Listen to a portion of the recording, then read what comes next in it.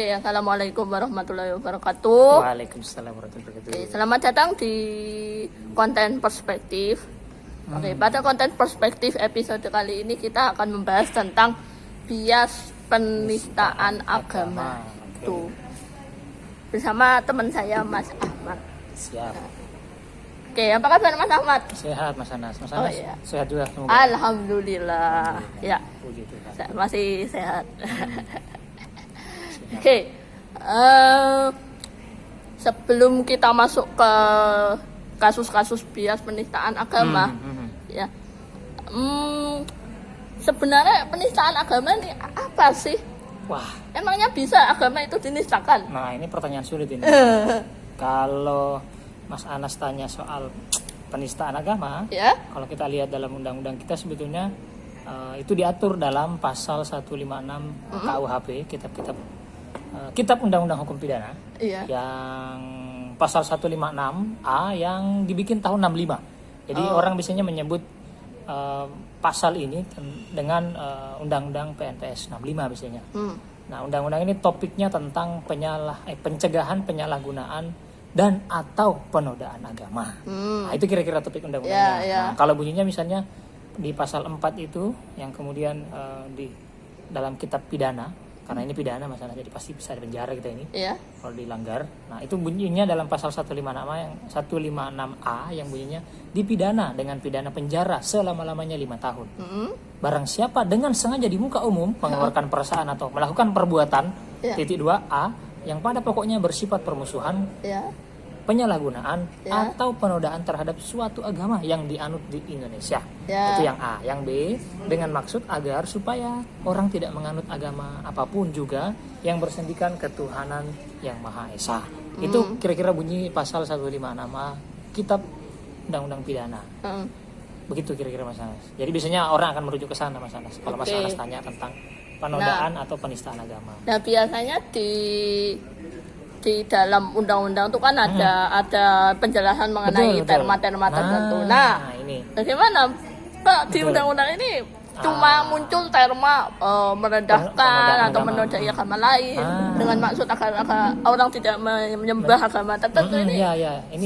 Ini multi tafsir kira-kira Iya. atau multi interpretasi Mas Anas.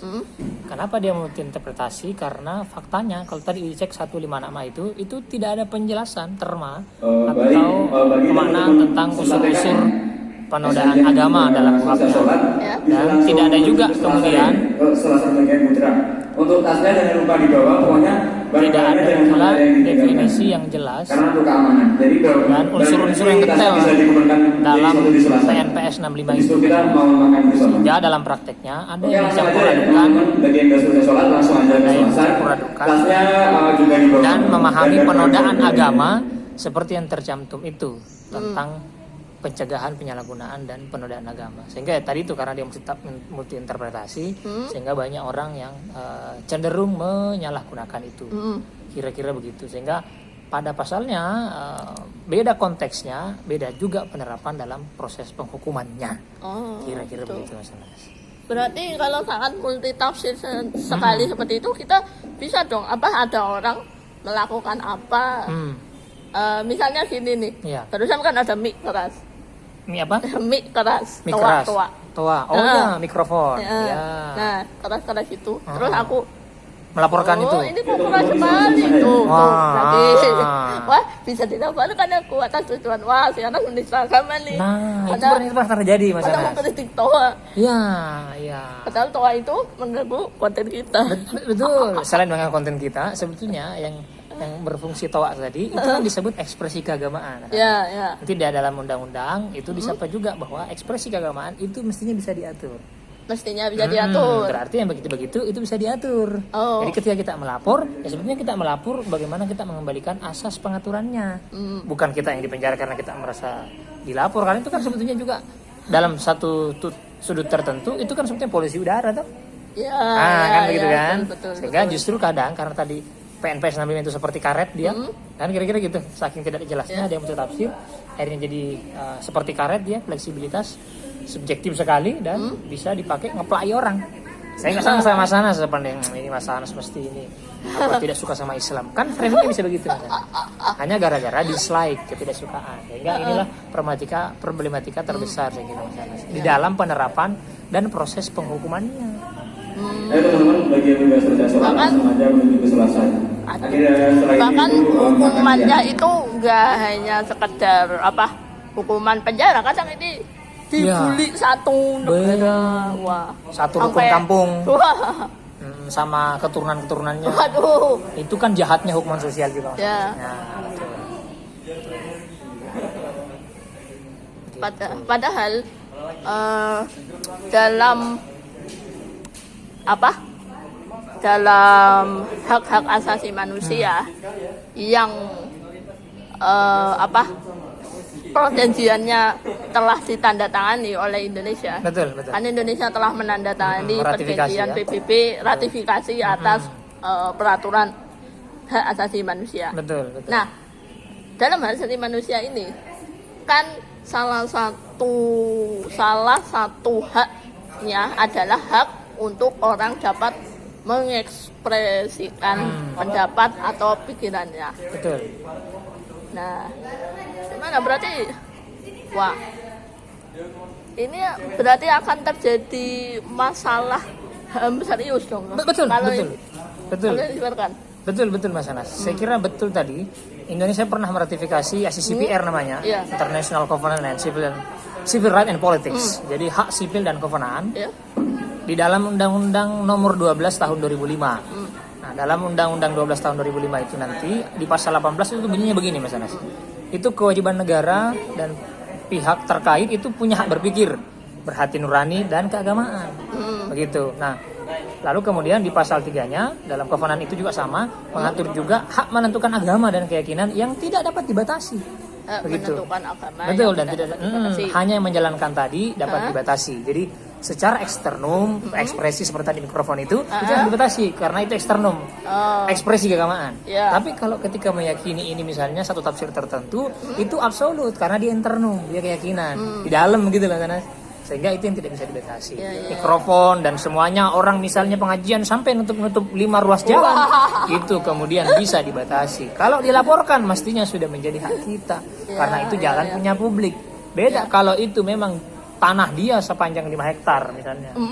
Lalu dia pakai terserah dia. Tapi kalau tanah milik umum, milik publik, sehingga itu yang harus dibatasi. Sehingga tadi itu sehingga ketika penodaan agama kemudian pada akhirnya mentekling kebebasan orang itu nanti akan sangat tadi betul punya masalah hak asasi manusia yang serius karena terserah orang mau meyakini hak apapun dong, tafsir mana terserah dong. ya. Agama apapun, tafsir atas agama apapun, kita kan tidak pernah, kita kan tahu persis agama itu tafsirnya bervariasi. Kira-kira 2023 yang masih di atas mungkin atau masih sholat segera menuju ke Selasan. lanjut Terima kasih. sama-sama. Oke. Ya itu tadi salah satu contoh ekspresi keagamaan Iya, iya. yang agaknya di Indonesia sedikit berlebihan. Betul. Ya, tapi kembali lagi kita menjadi masjid ya. Kalau kita lihat selama ini kasus-kasus penistaan agama ini kan digunakan oleh beberapa pihak untuk menjatuhkan orang, Yang notabene mungkin tidak disukai kan. ya Tidak disenangi tafsirnya. tidak disenangkan, Tidak sependapat. tidak menangkap. Tapi pernah nggak sih ada kasus di mana penistaan terhadap agama selain Islam di Indonesia ini yang mendapat sorotan? Kayaknya nggak ada ya? Kalau selain Islam pernah ada Borobudur? Oh, Roy Suryo. Tapi Tapi Roy Suryo kan ada kaitannya sama Pak Presiden, makanya Betul. dia diusut. itu Ada kan yang lain. betul. Itu kan soal cara mengaitkan saja toh. Tapi sebagai sebuah kasus dia kasus. Ya, sebagai ya, sebuah ya. kasus saja. Ya. Tapi nantilah itu kan soal cara kita mengaitkan saja tuh saya kira. Siap. Meskipun saya kira ya kita akan juga melihat sentimen subjektivitas itu kan kita bisa juga dalam lihat sentimen politik toh. Itu saya kira tafsir dan keahlian kita mengaitkan. Ya, Tapi kalau kita hitung secara objektif ya kasus-kasus itu ada. Entah nanti diusus atau tidak ya terserah dia. Yang pasti dia pejabat publik. Yang pasti punya surplus power toh. Kan gitu tuh, punya cuan banyak. Oke. Ya, itu bukan urusan kita lah. Tapi kalau oke lah itu mungkin pejabat, bisnismen, Yes, mungkin yes. ya mereka memang punya kepentingan tertentu. Kuasa. Tapi yang jadi masalah adalah banyak masyarakat biasa, masyarakat awam kebanyakan yang juga ikut-ikutan Latah. demam atau latah terhadap isu-isu penistaan agama ini. Betul. Ada yang beda dikit, wah Ada. penistaan, wah betul. aliran sesat, Nah, iya. Saya aliran kira, sesat dibully. ya, saya Memang kira kalau sesat kenapa? itu dia. Dan itu kan penilaian orang tuh Mas Anas. Iya. Saya kira orang yang meyakini itu betul. Heeh. Kayak gitu kan? Iyalah. Sehingga itu tadi subjektivitas itulah yang pada akhirnya bermain. Tidak sependapat, dicap sesat. Saya kira praktek begitu akan bermasalah di tempat kita. Kalau memang kita sepakat bahwa ya kita memang berbeda-beda. Ya, kenapa kalau dia berbeda dibiarkan saja? Itu kan penilaian orang di luar diri. Iya. Yang dicap sesat itu tuh. Oke, Masalah yang tadi memang adalah masalah sekali lagi itu murni penilaian. Dan sekalipun memang kita akan berada di hadapan hakim, tapi ya kita tahu kita akan melihat hakim-hakim kita pasti tetap akan memproses PNPS yang sudah lama makan korban dan sangat bermasalah. Tahun 65 sih dibikin lama sekali. Iya. Maksudnya kita sudah membatalkan atau sliding aturan-aturan yang terlalu purbakala sekali. Wah. Sudah dari tahun 65, Mas. Iya. Betul. Oke.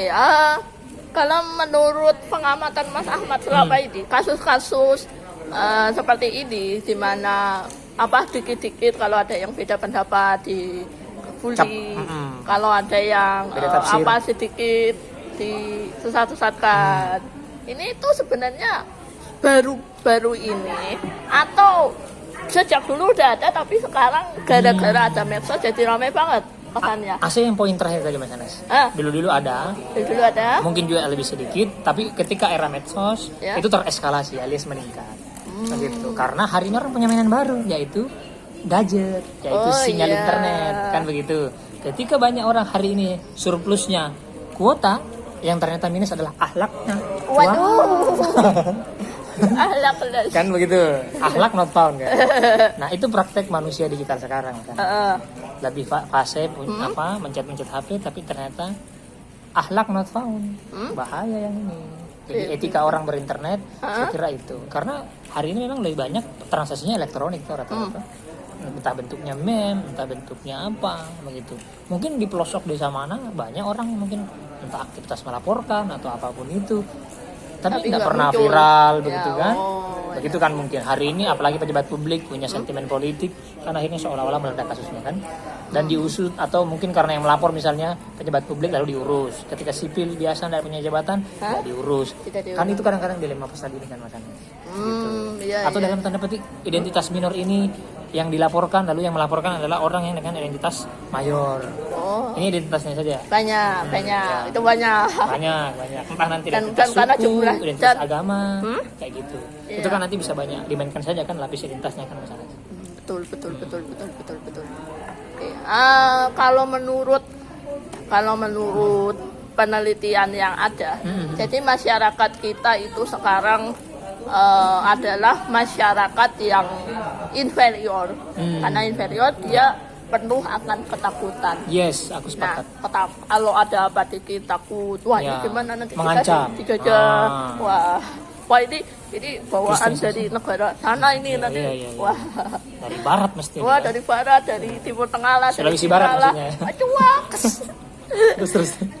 Nah, gimana caranya agar masyarakat kita bisa terdidik agar mereka tuh enggak apa-apa takutan, apa-apa fobia. Yes. Kalau kita amati misalnya Mas Anas, kenapa orang muda fobia? Karena orang tidak punya literasi sebetulnya. Orang Iya. tidak punya pengetahuan kan Mas Anas. Sehingga ketika orang tidak punya literasi yang mapan, orang akan lebih punya kecenderungan psikologis terancam. Iya. Istilahnya under siege mentality. Jadi orang merasa dia terancam, dia terpenjara, dia ketakutan.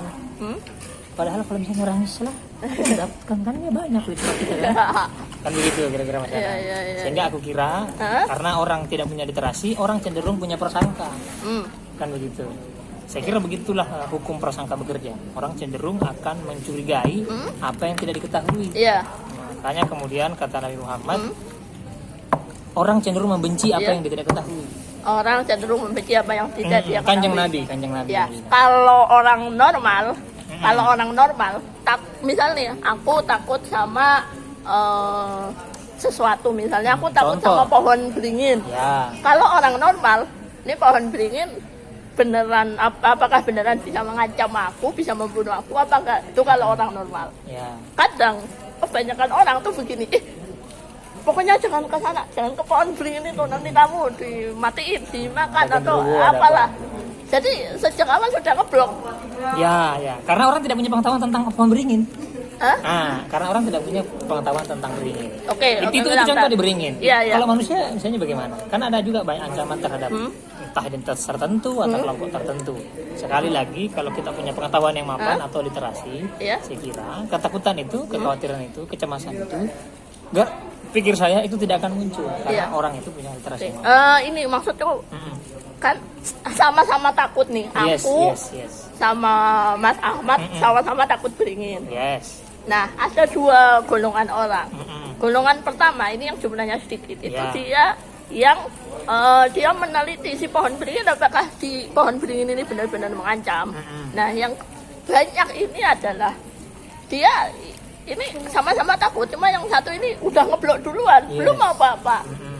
Nah, kenapa kok bisa muncul orang yang tipe kedua ini? Masa iya gara-gara kalau kurang literasi, saya juga kurang literasi. Menurut saya cuma itu, Mas Anas. Cuma itu. Yes, karena Oh. sebetulnya Hah? kalau mau diolah secara baik sebetulnya semua tindakan itu kan diolah di pikiran. Iya. Karena manifestasi pikiran itu kan tindakan. Hmm. Kira-kira gitu. Sehingga orang-orang tadi kenapa dia tidak ada asa? Pertama mungkin dia kurang interaksi misalnya. Iya. Dia tidak punya pengalaman interaksi yang baik sehingga literasinya tidak dibentuk dari interaksi atau by experience, by pengalaman. Karena kan kalau dalam filsafat ilmu kita tahu bahwa pengetahuan itu datang dari dua pintu. Yang pertama dari pengetahuan dan yang kedua dari pengalaman. Iya. Kan kira-kira gitu. Dan semua interaksi, kalau ini interaksi manusia terhadap sesuatu apapun itu ya, Iya. entah dia dalam tanda petik manusia atau non manusia, tadi kan pohon itu non manusia. Iya. Tapi artinya manusia itu kan bangun relasi kepada sesuatu dalam dirinya, toh. Mm-mm. Sehingga jembatan relasi itu ya pengetahuan. Ketika nanti dia punya relasi yang baik, berarti dia punya pengetahuan yang baik. Begitu sebetulnya secara teoritis ya. Kalau Secara prakteknya teoritis. prakteknya bagaimana itu terserah praktek. Nah, iya. Kira-kira begitu. Iya, iya. Kalau itu saya paham. Iya, cuma yang menjadi konsen saya tadi itu adalah orang. Yang ngeblok. Iya, dari awal itu udah ngeblok Karena- dia nggak mau menelusuri ini tuh apa. Ya, karena tadi itu sentimen dislike, tidak suka. Sentimen dislike. Dislike itu kemudian menjadi kebencian. Kayak gitu. Saya kira itu bisa diamati bagaimana pola kristalisasi kebencian yang awalnya dari ketidaksukaan yang sebetulnya muasalnya bahkan dari ketidaktahuan. Kira-kira gitu. Iya, iya. Itu tadi maksud dari Kanjeng Nabi. Jadi kebencian itu sebetulnya datang dari akar ketidaktahuan. Disitulah nanti bahasa halusnya tolol. Aduh, Dungu kira-kira kalau kata Rocky Gerung tuh. Macam begitu. Makanya kemudian literasi itu kan itu penting tuh. Apa namanya, revolusi yang diledakkan sang Nabi itu kan revolusi yang membaca, Iya. yang berpengetahuan. Justru kalau tidak berpengetahuan, ya cari tahu, bukan bingin tembok. Karena saya kira setiap orang takut naturnya pasti bikin tembok. Iya. Karena dia tadi itu ada fobia-fobianya. Ada kopian. Ada ketakutan yang berlebih. Iya, iya. Takut kan saya kira wajar saja toh sebagai alarm bagi diri Wajar, kita. wajar. Wajar Iya, kan? itu Tapi hal kalau normal. berlebih jadi fobia dia. Iya. Apapun itulah ke manusia, ke apapun. Tapi saya kira watak psikologis itu akan selalu ada. Oke. Semoga saya tidak salah tangkap. Direkam pula, Bang. Oke. Kalau sebentar. Hmm. Di kasus dulu Eropa pernah mengalami hal-hal yang sama seperti Indonesia pada Akhir-akhir era sebelum Renaissance. Eropa tuh kayak Indonesia, Betul, aku penuh sepakat. ketakutan, Aku sepakat. ada apa, Yes, beda yes. dikit dibully, Iya, beda yes, dikit yes, sesat. yes, yes. Nah, tapi itu menghasilkan masyarakat yang dalam tanda kutip agnostik kah atau ateis. Nah, mungkinkah ini terjadi di Indonesia? Wah, ini menarik. Wah. Saya kalau ditanya prediksi kalau mungkinkah, belum. Belum. Saya Kenapa? merasa itu jauh. Ya, Saya merasa itu agak jauh. agak jauh. Karena kita aja Renaissance belum. Jauh lah. Kayaknya udah lumayan banyak ya. Kita nggak ke Renaissance, masih jauh kalau kita harus Renaissance. Bukan. Maksudnya kita nanti bakal menuju masyarakat yang ateis. Kalau pas Renaissance kan, Iya. Renaissance kan, lah kita belum Renaissance, masih jauh. Jadi tidak mungkin ada anak agnostik di sini karena renaissannya tidak ada. Oh gitu. Karena kita masih jalan di tempat. Di sana. Kita masih jalan di tempat. Eropa sekarang ya kita pernah begitu, kegelapan gereja dulu begitu juga. Iya. Anti sama perbedaan kan kira-kira gitu Iya. misalnya. Kalau itu simbolismenya misalnya sebagai sebuah bangsa. Hah? Barat itu kan sebenarnya apa namanya? Sebuah indikator peradaban tuh. Dan kita hari ini puja-puja karena Iya. pencerahan dari sana, renaissance Iya. dari sana. Cakrawala peradaban manusia tiba-tiba di sana. Tiba-tiba di Karena sana. saya kira peradaban Islam yang meredup itu kan sebetulnya dihisap oleh peradaban Barat yang maju. Iya. Barat maju, Iya. Islam muncul dengan sebagai sebuah mitos baru ketika Barat punya logos. Mitos baru Nah, ketika Barat malah punya logos. mundur Betul. berarti ya. Nah, Indonesia itu Wah. masih di mitos, belum di logos. Oh. Nah gitu. Meskipun saya kira tesisnya Mas Anas bisa diuji. Apakah ketika orang punya logos itu bisa kecenderungan melampaui agama-agama, post religion misalnya. Apa yang disebut post religion? Post religion itu kan sebetulnya akan sampai pada makna orang meninggalkan bentuk kulit-kulit yang banyak. Kristen, Islam itu kan kulit sebetulnya. Iya. Itu identity. Nah, orang ingin melampaui identity dan masuk pada isi bukan pada kemasan. Kan kira-kira gitu. Iya, Nah, iya, iya. aku kira praktek seperti agnosisme, ateisme yang baru yang notabene tidak ateis banget. Apa ini simulasi ini Ya biasa simulasi lah, Palestina? penyerbuan ini. Acuak. Palestina bulan dibahas ya. Ini kasihan orang Palestina dengernya latihan militer dikiranya apa namanya roketnya Israel. terus lanjut Nah, lanjut. tapi aku kira itu sana. Kalau ditanya apakah ini mungkin, saya bilang pasti belum Indonesia karena kita renaissannya masih jauh. Iya. Masih jauh, boro-boro orang di sini mengagnostik apa gitu. Dan sebagai orang filsafat saya tidak terlalu percaya sebetulnya ada ateisme yang absolut.